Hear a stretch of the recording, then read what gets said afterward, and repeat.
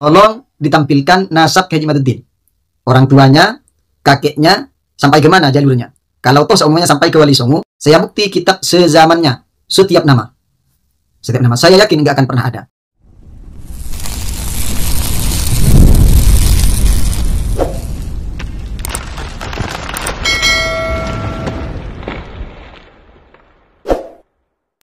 Assalamualaikum warahmatullahi wabarakatuh.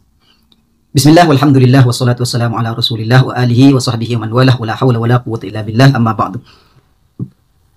Para pemirsa yang budiman yang dirahmati oleh Allah Subhanahu wa taala, wa nakhusu bidzikri, sebagian teman yang meminta saya untuk menanggapi daripada video tanggapan Kiai Imaduddin terhadap apa yang sudah dimusyawarahkan, apa yang sudah didiskusikan di kantor Rabithah Alawiyah tentang ketersambungan nasab Sadah Ba'alawi atau tentang mengkaji tulisan pembatal nasab Sadah Ba'alawi daripada sisi kesalahan-kesalahannya. Namun sebelumnya saya mohon maaf kepada salah satu teman yang meminta saya untuk menanggapinya, karena saya menanggapinya agak lambat. Ini sudah 1 hari bergulir dan tanpa ada tanggapan dari saya pribadi, khususnya mungkin dari teman-teman yang lain ada. Ya, karena ada kesibukan-kesibukan, khususnya di bulan Rabiul Awal, bulan di mana Rasulullah SAW dilahirkan. Kalau di kalangan saya, orang Madura rata-rata, sebagian besar lah, mereka antusias untuk menyambut kedatangan baginda Nabi Muhammad SAW sampai dari tanggal 1 bulan Rabiul Awal sampai tanggal 30 bahkan lebih. Itu masih banyak acara-acara yang digelar dalam rangka menyambut Maulidur Rasul itu sendiri. Dan ketepatan Al-Fakir pada hari Ahad tersebut mengadakan acara dalam rangka istiqbal Maulidur Rasul SAW. Jadi sekarang saya sempat untuk menanggapi daripada apa yang ditanggapi oleh Haji Imaduddin terhadap statement-statement Rabithah Alawiyah dalam diskusi tersebut. Kita dengarkan bersama terlebih dahulu apa yang menjadi jawaban dari Haji Imaduddin. Sampaikan oleh Yusuf An-Nabhani.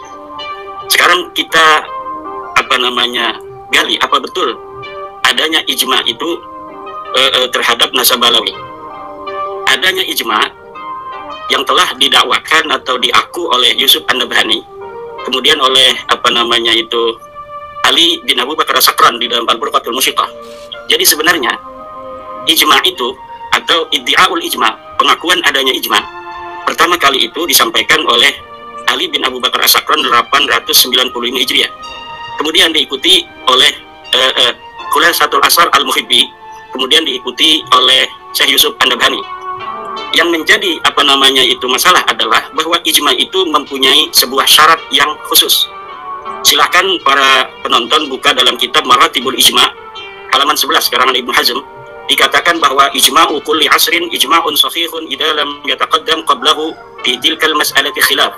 Bahwa sebuah ijma itu bisa dikatakan sahih apabila tidak ada perbedaan pendapat sebelumnya. Sedangkan tentang nasab Ba'alawi, tulisan-tulisan Ba'alawi sendiri menerangkan, menjelaskan adanya perbedaan-perbedaan ulama. Kita lihat di dalam kitab Al-Burqatul Musyiqah bahwa Ali bin Abu Bakar As-Sakran meriwayatkan adanya orang-orang yang tidak percaya pada nasabnya yang ada di abad ke-9 Hijriah. Dari apa yang disampaikan oleh Haji Imaduddin tadi, setidaknya ada 2 poin yang bisa kita tanggapi. Yang pertama, Haji Imaduddin mengatakan dengan sharih dan gamblang bahwasanya yang dilakukan oleh Yusuf An-Nabhani dan juga yang termuat dalam Khulasatul Athar fi A'yanil Qarnil Hadi Asyar itu merupakan nukilan daripada Ali As-Sakran dalam kitab Al-Burqah Al-Musyiqah. Sekarang apakah klaim itu benar ataukah tidak? Maka yang pertama kita lihat adalah redaksi daripada Yusuf An-Nabhani dalam kitab Riyadhul Jannah fi Adhkaril Kitab was Sunnah. Kita lihat redaksinya.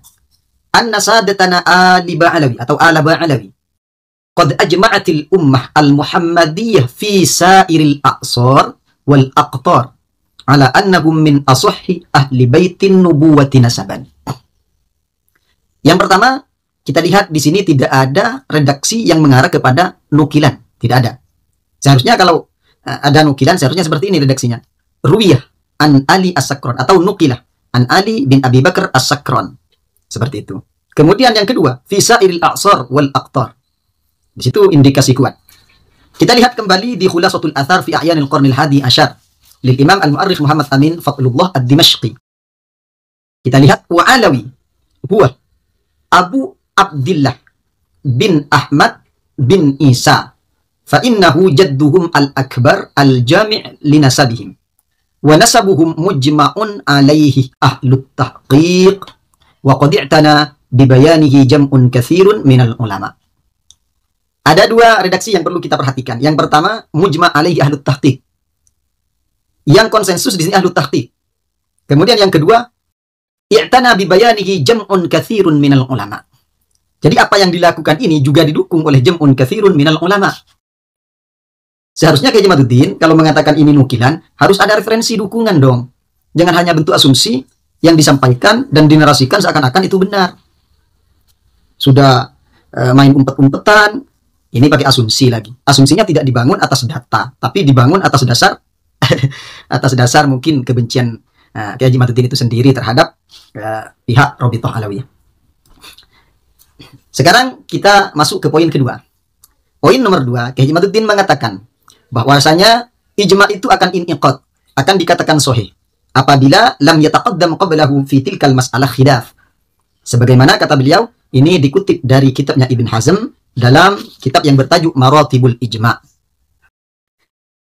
Untuk menjawab poin kedua ini, saya kira Kiai Haji Maduddin ini masih belum hatam baca kitabnya. Atau memang sengaja diambil ibarat-ibarat yang sekiranya mendukung terhadap pendapat beliau, yang lain ditinggalkan. Ini merupakan celah yang luar biasa ketika dilakukan oleh seorang yang mengatasdirikan tulisannya sebagai tulisan ilmiah. Ini merupakan pemerkosaan ibarat, pemerkosaan redaksi, dan merupakan korupsi dalil. Kita lihat di halaman 13-nya.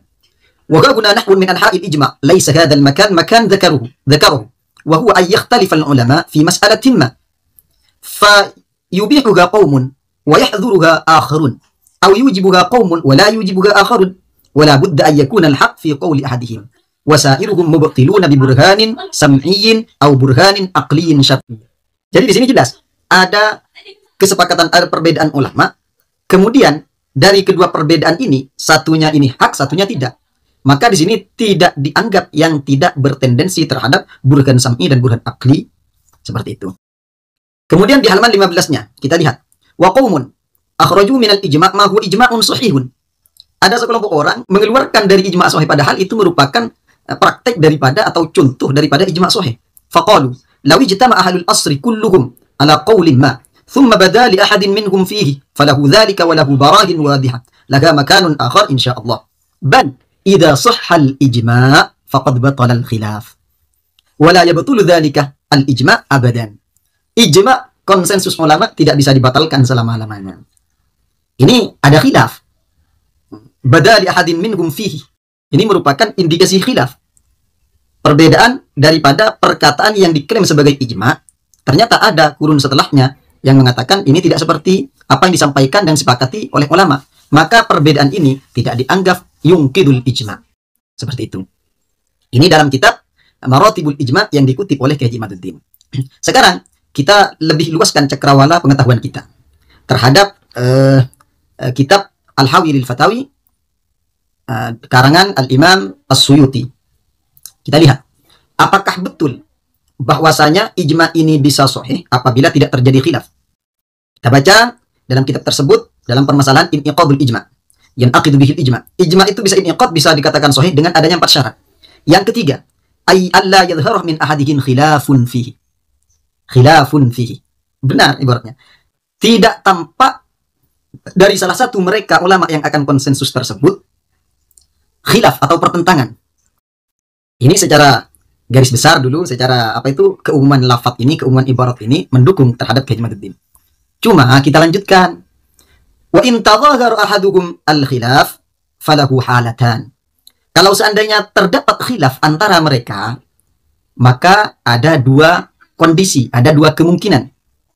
Yang pertama, ahaduhuma ayyadfa khilafahu nassun fayakunu khilafuhu murtafi'an wal ijma' bighairihi munaqidan. Kama khalafa Abdullah bin Mas'ud as-sahabata fil Fatihati wal muawwidatain wa lam yaj'alhunna minal Qur'an falam ya'taddu bi khilafihi liwujudin nass wa aqad al-ijma' ala annahunna minal Qur'an.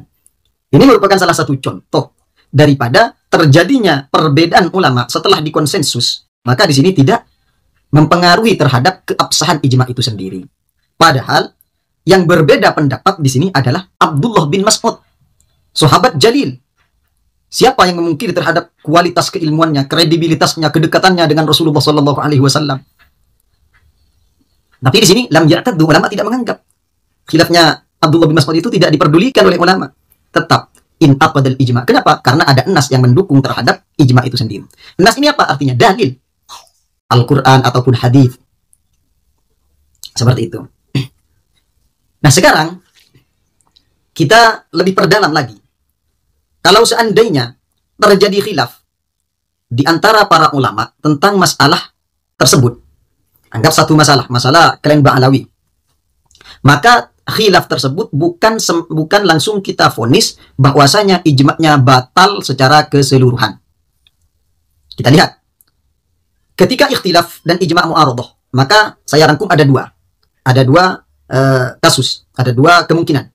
Yang pertama, terjadinya fi asrin wahid, dalam satu masa sahabat kah, masa tabi'in kah, seumpamanya. Maka kalau fi asrin wahid, kita lihat ada dua kemungkinan. Yang pertama, kalau khilafnya mendahului ijma', maka yang dimenangkan adalah ijma'. Jadi khilaf terlebih dahulu, kemudian baru konsensus ulama. Maka khilafnya tersebut diraf'u, dibuang oleh adanya ijma'. Jadi yang dianggap di sini inqadul ijma' dan batalal khilaf. Yang kedua, kalau ijma'nya terlebih dahulu, setelah itu baru terjadi khilaf, maka di sini dilihat terlebih dahulu. Apakah khilafnya di sini dari ulama yang muktabar? Apakah khilafnya tersebut ketika dibanding antara dalil ijma' dengan dalil khilaf ternyata lebih kuat dalil khilaf atau sama-sama? Maka yang dimenangkan adalah khilaf. Jadi ijma'nya di sini yang kudu. Konsensus ulama di sini rusak dengan adanya khilaf yang semacam ini. Cuma ketika sekarang rusak, seumpamanya rusak ijma' ini, bukan mengatakan bahwasanya apa yang telah dikonsensus ulama ini batal secara keseluruhan. Jadi dari penjelasan ini bisa kita ambil kesimpulan. Yang pertama, Kiai Haji Imaduddin di sini tidak paham kaidah ijma' atau syurutul ijma' itu sendiri. Yang kedua, kalau seandainya tetap ngotot Kiai Haji Imaduddin mengatakan ijma'nya ini rusak, maka kesalahan tetap ada di Kiai Haji Imaduddin. Kenapa? Karena ketika ijma' itu yang kudu rusak, itu bukan memberikan kesimpulan bahwasanya apa yang telah dikonsensus ulama itu batal secara keseluruhan, hukumnya batal. Tidak. Seperti nasab Sadr Ba'alawi dikatakan ijma' oleh ulama. Kemudian ada khilaf. Maka kalau ikut teori ini, khilaf ini dilihat dulu. Yang pertama, siapa yang khilaf, ulamanya, kualitas dan kredibilitasnya apakah diakui? Kalau tidak, ya langsung patah. Atau kalau seandainya kita tidak mandang lah, nggak ikut teori ini, anggap ada khilaf di sini, kita masukkan. Maka di sini prosesnya, kesimpulannya daripada bertemunya khilaf dengan ijma' ini adalah khilaf, fihi khilaf. Jadi nasab Sadr Ba'alawi mukhtalaf fih. Kalau kita ikut ya, ini jangan dipotong. Video saya jangan dipotong. Ini kalau seandainya saya ikut terhadap pemikiran tak berdasar Kiai Haji Imaduddin, maka ketika ada khilaf bertemu dengan ijma', tanpa memandang siapa yang khilaf ulamanya dan bagaimana prosesnya, kita langsung vonis ini terjadi khilaf dan merusak terhadap ijma'. Ketika ijma' ini rusak, kesimpulannya apa? Ternyata ulama berkesimpulan ketika ijma' ini rusak, bukan yang dikandung dalam hukum ijma' itu langsung gagal total. Akan tetapi di sini fihi khilaf. Ketika fihi khilaf dalam ilmu nasab bagaimana? Tetap termasuk nasab yang maqbul, bukan nasab yang mardud. Lebih-lebih dikatakan nasab yang batil bihaqqil yaqin Allah. Jadi ini tak berdasar, kawan. Kita bisa menilai lah bagaimana Kiai Haji Imaduddin menanggapinya dari layar saja. Allah, ini ijma' saja nggak paham. Kemudian kita lanjut. Meriwayatkan adanya orang-orang yang apa yang dihebohkan dengan isu pembelokan sejarah? Adanya orang sejak kedatangannya menurut versi riwayat Ba'alawi, maratibul ijma' halamatu fi tilka. Nasab itu ada metode. Satu saja metode isbat nasab terpenuhi, nasab itu sahih. Beda antara turak dan mana itu syurut. Imaduddin tidak bisa membedakan mana turak, mana syurut. Betul, Mas Hanif. Tetapi setiap tariq itu membutuhkan syurut. Dan menurut saya, seluruh metode isbat nasab tidak bisa untuk mengisbat Ba'alawi sebagai cucu Nabi. Kita buktikan. Pertama, isbat nasab itu adalah birruf'ah dengan adanya kitab. Sedangkan syarat kitab itu adalah alla takuna mukhalifatan lil usul. Tidak boleh berbeda dengan kitab-kitab sebelumnya. Sedangkan apa yang dikatakan oleh kitab-kitab yang mengisbat Ba'alawi mulai dari abad 9 sampai hari ini, yang katanya itu berjumlah 180 kitab, semuanya itu mukhalifatan lil usul, berbeda dengan kitab-kitab nasab dari mulai abad ke-4 sampai abad ke-9. Kita tanggapi terlebih dahulu. Di sini yang disampaikan oleh Kiai Imaduddin ada 2 poin kembali kesalahannya. Yang pertama, Kiai Imaduddin mengatakan untuk metode penetapan nasab itu harus ada ruq'ah. Salah satunya ada ruq'ah. Ruq'ah itu apa? Ruq'ah itu kitab. Kemudian kitab itu syaratnya bagaimana? Allah takuna mukhalifatan lil usul. Allah takuna mukhalifatan lil usul. Dari penjelasan ini, kesalahan yang pertama ialah terletak dalam pemaknaan ruq'ah terhadap kitab. Ini salah terjemah ini. Ruq'ah itu bukan kitab. Coba kita lihat dalam Muqaddimat fi Ilmil Ansabnya. Syurut sekarang. Muqaddimat fi Ilmil Ansab. An-nasab yathbutu bi arba'i turuqin. Hiya ar-ruq'ah ail maktub. Ail maktub. Bukan kitab, ail maktub, sesuatu yang ditulis. Jadi di sini ruq'ah ini yang dimaksud dalam Muqaddimat fi Ilmil Ansab di sini sesuatu yang ditulis. Kalau seumpamanya Abdullah, maka Abdullahnya yang dimaksud ruq'ah. Bukan kitab yang memuat Abdullahnya, bukan. Sehingga di sini syarat yang selanjutnya fan nasabu, nasab yathbutu, bisa dikatakan subut, bisa dikatakan tetap idza wujida fi ruq'atin, apabila ditemukan dalam ruq'ah bisyarti ayyakuna hadzal maktub, dengan syarat yang ditulis itu qat'iyyad dalalati alal maqsud, ialah qat'i, dalalahnya, petunjuknya terhadap siapa yang dimaksud dalam ruq'ah tersebut. Bukti yang kedua, Allah takuna dhanniyatad dalalati alal maqsud wa laysat minal mukhtalif wal mukhtalif. Sifat mukhtalif dan mukhtalif atau mutasyabihul asma, namanya serupa, ini bisa disematkan hanya kepada orang, bukan kepada kitab. Karena yang dimaksud di sini adalah orang. Ay mutasyabihul asma, namanya ini rancu. Anggaplah kalau saya ikut dikatakan Abdullah dengan Ubaidillah, itu dianggap mutasyabihul asma seperti itu. Padahal ketika kita kaji secara komprehensif, maka di situ tidak ditemukan mutasyabihul asma dalam hal tersebut. Sebagaimana yang disalahfahami dalam kitab Muqaddimat fi Ilmil Ansab menurut sebagian kelompok Imadiyah ini sendiri. Ini bisa dilihat sampean di halaman 58. Yang kedua, dalam lafaz al-usul. Al-usul diartikan kitab-kitab sebelumnya. Apakah betul seperti itu? Mari kita lihat al-murad bi-ruq'ah di mana al-usul. Di Muqaddimat fi Ilmil Ansabnya halaman 57-nya. Al-usul hiya at-ta'sil. Huwa al-intisab ila al-asli ka ayyuqal fulan min bani fulan. Ini jelas. Al-usul adalah menisbatkan nasab kepada asalnya yang kemudian itu disepakati. Jadi al-usul di sini bukan kitab, akan tetapi adalah hasil-hasil nasab atau pondasi-pondasi kokoh nasab yang ini sudah disepakati. Huwa syai' al-ghalib bainan nas. Kemudian yang kedua, itu poin yang pertama ya. Poin yang pertama ada 2 kesalahan. Poin yang kedua, di sini Kiai Haji Imaduddin mengatakan bahwasanya kitab-kitab yang 140 semuanya itu bertentangan dengan kitab nasab. Maka di sini terjadi al-jarhu ghairul mufassar atau at-ta'nu kalau bahasa kitab nasab, at-ta'nu. Kalau bahasa kitab usul atau dalam meneliti rijalul hadis atau ahwalur ruwah, maka di sini disebut al-jarhu. Al-jarhu wa ta'dil. Dalam menjarhu kitab yang mengatakan di sini adalah mukhalifatan lil usul, di sini tanpa menampilkan data. Kalau toh menampilkan data berapa kitab oleh Kiai Imaduddin dan berapa ulama, berapa pengarang yang oleh beliau dikatakan ini tidak kredibel. Berapa ulama itu sudah. Satu kitab itu perlu diketahui kawan. Satu kitab itu terkadang ditahqiq oleh 3 ulama. Satu kitab terkadang itu marojiknya itu lebih dari 20 kitab. Maka kalau seandainya satu kitab ini ditahqiq oleh 1 ulama saja, kemudian dalam satu kitab itu marojiknya, sumber pengambilannya ada 10 kitab.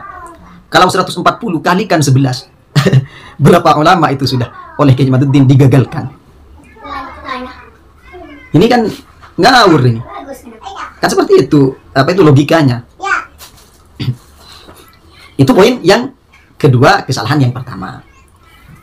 Kemudian kesalahan yang kedua dalam poin yang kedua ini, bahwasanya Kiai Imaduddin di sini mengatakan nasab Sadaba Alawi ini tidak terbukti secara ruq'ah shahihah. Karena mengambil kesimpulan bahwasanya ruq'ah itu adalah kitab yang sezaman. Kesimpulan ini menurut saya ini merupakan kesimpulan yang tak berdasar sama sekali. Karena seandainya dimintakan redaksi yang sharih, maka tidak akan bisa beliau menampilkannya. Seperti itu. Kita lanjut. Wal istifadah. Apakah nasab alawi syuhra dan istifadah?